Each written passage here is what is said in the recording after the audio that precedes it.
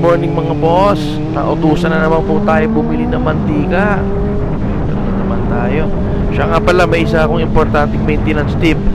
At hindi to dapat isa walang bahala. Walang iba kundi yung chain o kadena. Siguro kung mapapansin nyo, lalo na pag hindi siya nagagamit ng ilang araw, visible na yung kalawang. Normal yan, lalo na kung walang proper maintenance. At ngayon, tagulan pa. Yun ang kalaban ng bakal, kalawang. Pero pwede natin yan maiwasan basta may proper maintenance tayo.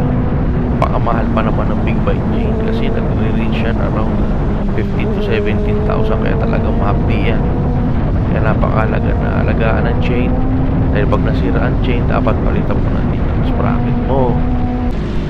Dahil pag chain lang ang pinalitan, eventually sisirain naman ng lumang sprocket yung bagong chain. Kung mapatulang ka pa, tumama pa sa makina mo, sabay tagas na yan. Goodbye motor talaga dyan. Kaya ugalihin natin i-maintain ang ating mga chain. At marami na din sa market niyan, mga chain maintenance kit kung tawagin. Kasama na ang chain cleaner at chain loop. Yung chain loop na yan, napakalaking bagay niyan para sa pagpapahaba ng buhay ng ating chain. Just make sure na nalinisan mo ng chain bago i-apply ang chain loop.